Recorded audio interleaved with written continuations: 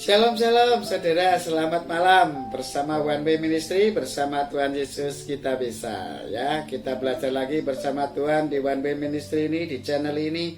Saya yakin semakin banyak viewer, semakin banyak subscriber. Saya yakin bahwa Tuhan yang beracara, Tuhan sendiri yang mengirimkan semua jemaat-jemaat Tuhan yang ada di channel ini. Saya yakin dan percaya bahwa firman Tuhan itu tidak akan kembali sia-sia seperti apa yang difirmankan Tuhan ya. Mari kita belajar lagi bersama Roh Kudus di dalam One Way Ministry ini. Saya yakin dan percaya kali ini kita belajar tentang ahli-ahli Taurat ya. Kemarin kita sudah belajar tentang ciri-ciri atau tanda orang yang sudah bertobat. Jadi kalau belum mengalami tanda-tanda seperti itu berarti orang tersebut belum bertobat dengan sesungguhnya. Dia bertobat secara kedagingan yang memiliki keterbatasan ya. Jadi ada waktunya. Kalau secara hawa nafsu daging kita ya, atau berdasarkan kemampuan kita itu ada batasnya. Tetapi kalau dalam tuntunan Roh Kudus, di dalam tuntunan Roh Kudus, berarti kita hidup di dalam Roh bersama Allah, hukumnya kekal ya. Hidup di dalam Roh itu hukumnya kekal. Tapi kalau hidup di dalam daging ini hanya sementara, di dalam dunia ini saja, dibatasi dengan waktu. Nanti kita akan meninggal dan roh kita akan tetap dihakimi oleh Tuhan ya, gitu ya. Besok, seri-seri besok kita akan berbicara tentang masalah pengakuan terhadap Yesus Kristus Tuhan. Kita dibenarkan dan diselamatkan ya. Ini kali ini kita berbicara dulu tentang ahli-ahli Taurat ya. Kenapa Tuhan ingin berbicara tentang ahli Taurat? Ya, kita ikuti aja seri berikut ini ya. Bapa di dalam kerajaan surga, kami yakin dan percaya firman-Mu ya dan amin terjadi sesuai yang Kau firmankan. Dan Kau yang mengawali dan Kau yang mengakhiri, maka tidak ada suatu kuasa apapun yang sanggup melawan kuasa-Mu, karena Engkau Allah yang luar biasa.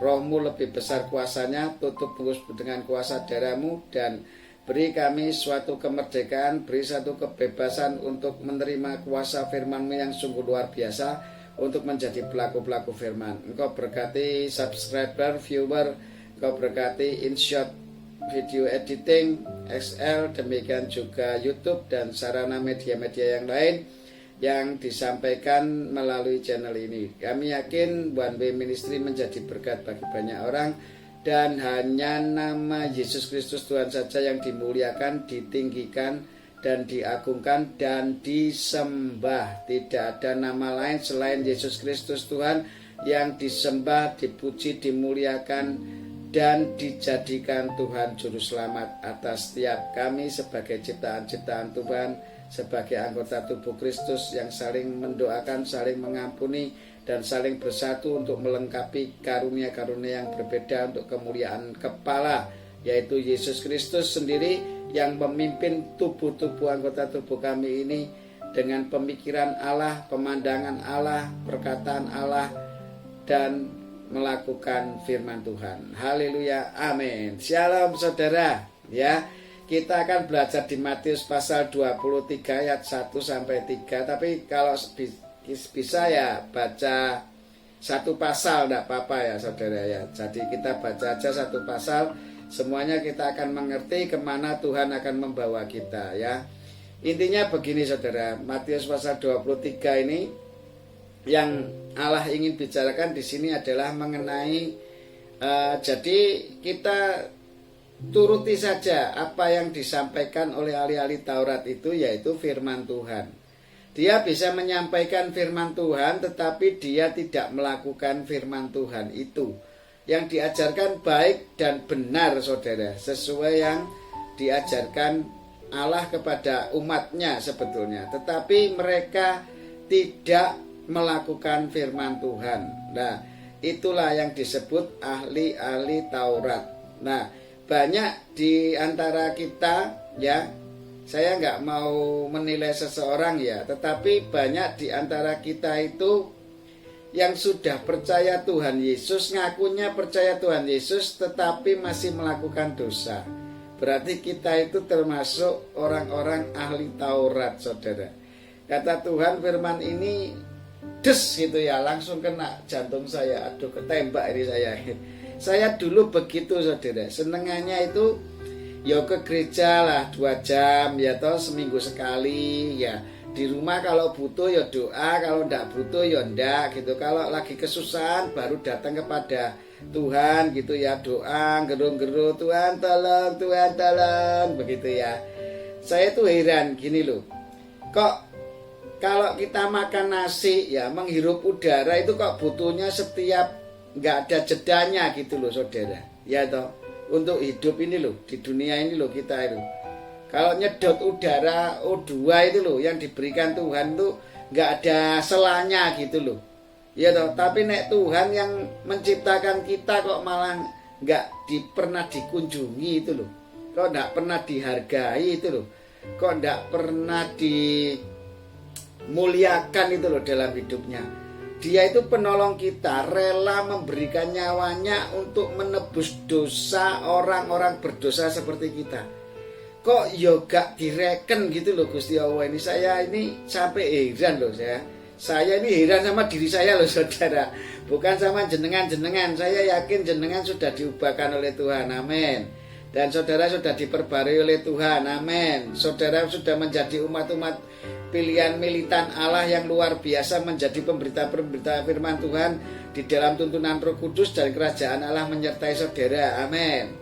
Ini saya menceritakan diri saya dulu itu seperti itu saudara. Saya mikir kok bisa ya saya seperti itu ya, tidak menghargai Sang Pencipta saya sama sekali. Jadi pada saat saya keberkatan, saya malah lupa sama Tuhan. Pada saat saya kekurangan materi, bengok-bengok sama Tuhan. Tolong Tuhan, aku buka ke dalam aku dosa diampuni Tuhan gitu ya. Nanti sudah keberkatan lagi, lupa lagi, nggak pernah doa, gak pernah mengucap syukur. Jadi waktunya malah habis untuk dunia saudara. Kalau kita kerja itu ya, kerja di duniawi, waduh duitnya banyak, malah ngoyak duit terus saudara, malah lupa sama Tuhan nih, gitu loh. Nah ini loh saudara, kadang-kadang kita itu salahnya di situ, seperti diri saya dulu begitu saudara. Seringnya itu kalau sudah uang itu membutakan mata rohani kita, sehingga iblis suka. Lah itu seperti yang dikatakan iblis kepada Tuhan Yesus setelah puasa 40 hari. Itu iblis nawar ke ini loh, tak kasih dunia Tuhan, nanti PNKB donya ya toh segala seisinya, tapi sembahan aku loh gitu loh saudara. Berarti ya perlu diingat saudara, saya dulu adalah penyembah setan. Katanya saya ke gereja ya seminggu sekali 2 jam ya toh, memuji nyembah Tuhan, Pondok Daud kalau ingat ya toh. Terus habis gitu doa di rumah buru-buru saudara ya. Apalagi bangun pagi jam 4 doa syafaat untuk doakan orang lain. Aduh, mending turu saudara. Itu dulu saudara saya seperti itu. Nah ini Tuhan sekarang ya berbicara agak keras sedikit, tapi nggak apa-apa ya saudara. Orang kalau namanya orang tua kalau sayang sama anak itu kan ya mesti ngasih masukan terus ya, ngasih nasihat terus istilahnya gitu, diingatkan. Nah itu loh, bukan memarahi loh, enggak memarahi, enggak sama sekali enggak marahi, mengingatkan gitu ya, mengingatkan bahwa kita itu jangan jadi ahli-ahli Taurat sampai sekarang ya, baik dalam perkataan, perbuatan atau kelakuan kita jangan. Nah karena kemarin di session sebelumnya saya sudah ajarkan, hendaklah kamu menjadi teladan. Janganlah engkau dianggap karena engkau muda rohanimu baru tobat, tapi jangan dianggap engkau muda, tapi jadilah teladan bagi orang-orang yang sudah percaya. Loh, ya, baik apa, dalam apa? Perkataan, perbuatan, kasih, ya toh, kemudian kesetiaan dan kekudusan. Loh itu loh yang harus kita jadi teladan dalam hidup kita. Intinya gampang, jadi pelaku firman. Begitu saudara. Sama yang kemarin tanda-tanda orang yang bertobat itu, yaitu menjadi pelaku firman, lemah lembut dan memuliakan Tuhan. Memuliakan Tuhan itu tidak memalukan nama Tuhan atas perbuatan kita. Ya, besok kita akan bahas itu tentang percaya dalam hati dibenarkan, dan mengucapkan dengan mulut diselamatkan. Kenapa bisa begitu? Nah, ini lihat besok, seri besok ya.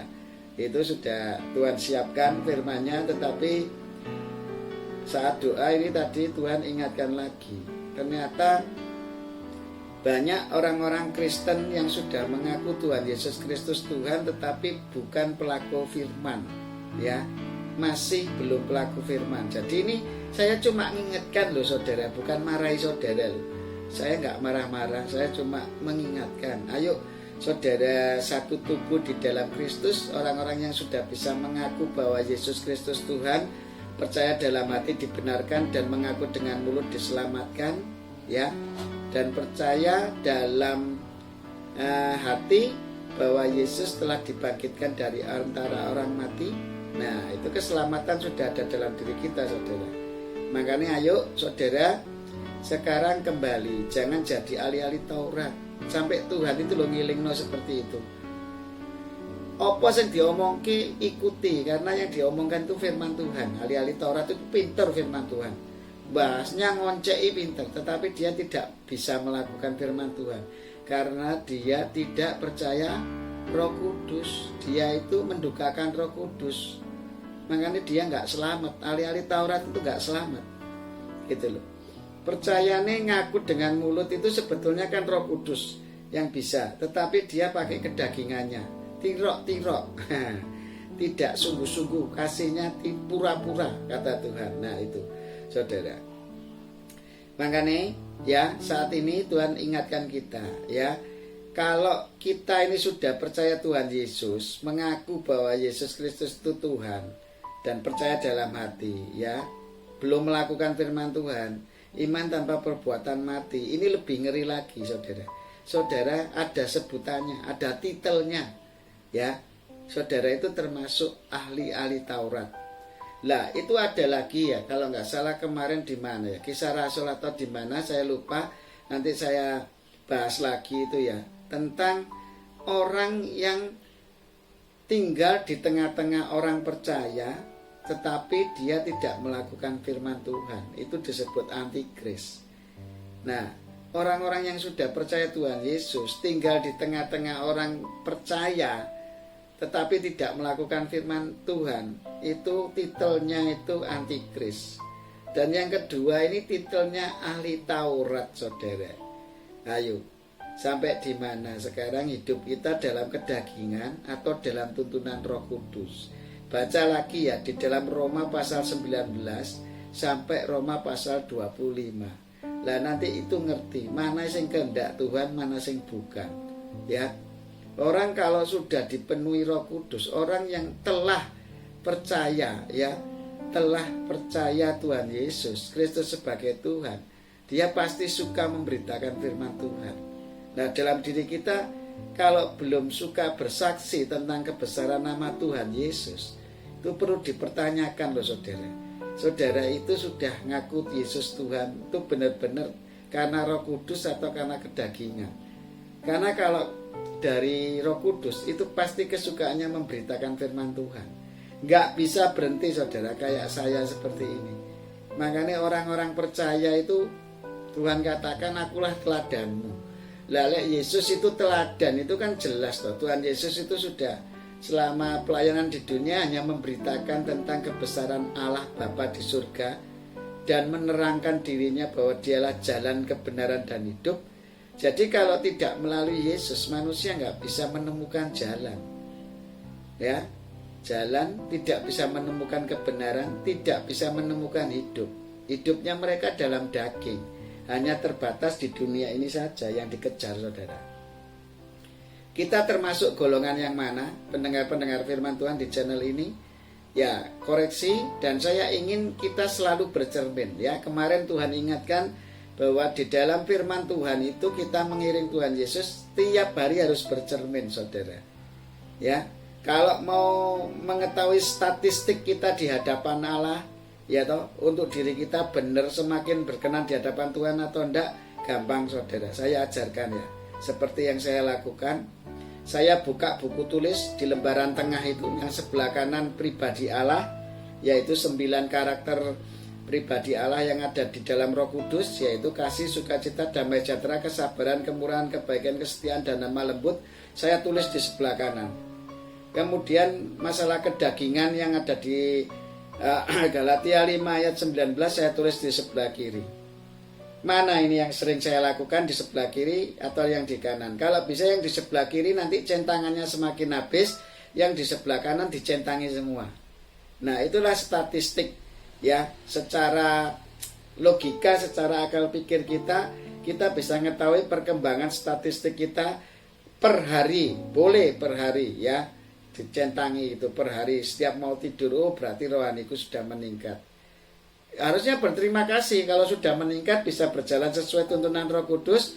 Akhirnya kan kita berjalan dalam kebenaran Tuhan.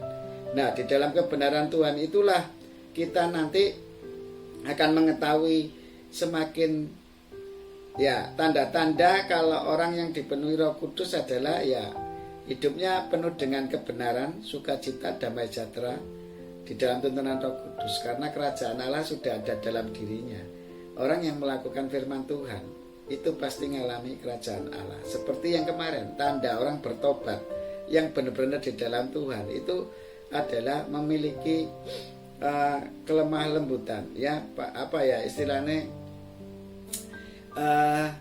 ayem lah hatinya gitu ya, penuh penguasaan diri lah pokoknya ya. Jadi terus kemudian dia memuliakan Tuhan, kemudian memiliki sifat seperti anak-anak kecil itu.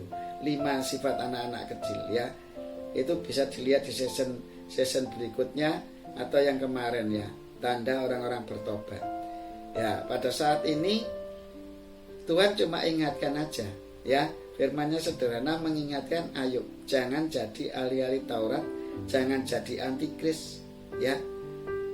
Mereka itu bisa memberitakan firman, bisa ngomong firman Tuhan, tapi nggak bisa melakukan. Karena mereka pakai kekuatan dagingnya ya. Daging kan lemah saudara, nggak kuat. Kalau nggak percaya sama Roh Kudus ya pasti nggak bisa berjalan dalam Roh Kudus. Kalau dalam Roh Kudus itu adanya cuma sukacita, sukacita, sukacita, sukacita, sukacita, sukacita, saudara. Adanya sukacita, damai sejahtera, mengalami kedamaian ya, karena melakukan kebenaran itu adalah kenyamanan saudara. Siapa sih yang nggak seneng hidup benar ya? Orang seringane menyalahkan orang lain, membenarkan diri sendiri. Ya itu nggak bisa jadi patokan saudara. Makanya Tuhan bilang apa? Kalau kamu mau hidup benar, kamu harus berjalan sesuai firman Tuhan. Karena Tuhan itu adalah kebenaran kita. Ya, nggak pernah Allah itu jahat saudara. Allah itu selalu benar, memberikan yang terbaik. Sehingga dia mengaruniakan anaknya yang tunggal supaya mati untuk menebus dosa orang-orang berdosa, dan dia menjadi orang berdosa di kayu salib. Nah, kalau dia tidak menjelma jadi manusia, nggak ada yang bisa menebus dosa manusia saudara. Nah, itulah kehebatannya Tuhan Yesus. Makanya besok di seri berikutnya itu akan kita bahas tentang Tuhan Yesus percaya dalam hati dibenarkan dan mengaku dengan mulut diselamatkan. Kenapa seperti itu? Nah, besok ya saya ulang lagi ini. Ya, makanya saudara yang dikasih Tuhan, pada malam hari ini saya percaya bahwa firman Tuhan ini sangat sederhana, tapi hendaklah mengoreksi diri kita. Ya, hendaklah kita bercermin bahwa hendaklah kita selalu bernyanyi bersorak hanya untuk Tuhan. Ya, karena kita sudah diberi kemenangan, kita sudah ditebus dari kemiskinan, dari segala sakit penyakit, dari segala kutuk hukum Taurat. Jadi kita ini sudah lepas dari perbudakan kedagingan ya. Jangan mau ditipu uang saudara ya. Jangan jadi hamba uang. Itu pun sudah dibahas di seri-seri berikut yang kemarin-kemarin saudara. Cari saja, cari tentang jangan jadi hamba uang. Itu ada, sudah dibahas saudara. Kenapa nggak boleh jadi hamba uang? Lah sing iblis tadi kan kurang ajar toh. Tuhan Yesus puasa 40 hari. Dia ini loh diciptakan sama iblis loh, malah dia yang menciptakan iblis ya toh, menciptakan malaikat baik. Dia itu ciptaannya Tuhan, tapi yang berontak ya toh terhadap Tuhan. Kok malah merintah Tuhan? Ki donya PN kabeh seisinya. Kok kowe nyembah aku tapi ya. Kurang ajar ya saudara ya. Wes. Mosok kita mau jadi muridnya bapak-bapak pendusta yang kurang ajar terhadap penciptanya, saudara. Jangan kualat nanti saudara jadi jambu mente. Kalau kata orang-orang itu ya, kepalanya kebalik di bawah kayak Petrus ya, yang mati dibalik ya, disalib tapi dibalik kepalanya, atau siapa ya. Makanya ayolah bersama Tuhan Yesus kita semakin mengerti bahwa janganlah kita hanya mendengar firman Tuhan dok. Setelah iman timbul lakukan ya. Karena tanpa melakukan firman Tuhan roh kita mati dan kita tidak berkenan di hadapan Tuhan. Bapa di dalam kerajaan surga, kami mengucap syukur firman-Mu mengingatkan kami lagi bahwa kami jangan menjadi antikris, jangan kita memiliki stempel antikris atau stempel ahli-ahli Taurat. Hanya bisa ngomong doang Tuhan. Ampuni kami ya Bapa, ampuni kami ya Yesus, ampuni kami ya Roh Kudus serta perbuatan kami yang mungkin kurang berkenan di hadapan-Mu. Kalau kami sudah percaya Tuhan Yesus, mengaku percaya dalam hati dan mengaku bahwa Yesus Kristus adalah juru selamat kami, dibenarkan dan diselamatkan, tetapi masih kami berbuat dosa dan melanggar firman-Mu. Ampuni kami. Pulihkan kehidupan kami. Di dalam nama Yesus, setiap pendengar firman ya, baik subscriber, viewer ataupun sarana media YouTube ataupun XL ataupun InShot video editing atau sarana media yang lain yang tergabung dalam One Way Ministry ini, semuanya di dalam nama Yesus adakan pemulihan Roh Kudus. Jamah hati mereka pribadi lepas pribadi. Biarlah mereka menjadi pelaku-pelaku firman, bukan ahli-ahli Taurat. Dan kami yakin firman-Mu bekerja dan melawat mereka satu persatu. Biarlah benih itu Kau tanam, yaitu kuasa firman-Mu atas semuanya. Ya, kami yakin dan percaya benih itu akan berakar, bertumbuh dan berbuah dan menjadi berkat bagi banyak orang. Bapa kami di dalam kerajaan surga, dikuduskan nama-Mu. Datanglah kerajaan-Mu, jadilah kehendak-Mu di bumi seperti di surga. Cukupkanlah makanan kami ini sepanjang hari dengan secukup-cukupnya. Dan kami yakin dan percaya, ampuni kesalahan kami seperti kami mengampuni orang yang bersalah kepada kami. Dan jangan masukkan kami ke dalam pencobaan, tetapi bebaskan kami dari yang jahat, karena Engkau Allah kami yang memiliki kerajaan, kuasa dan kemuliaan sampai selama-lamanya. Haleluya, amin.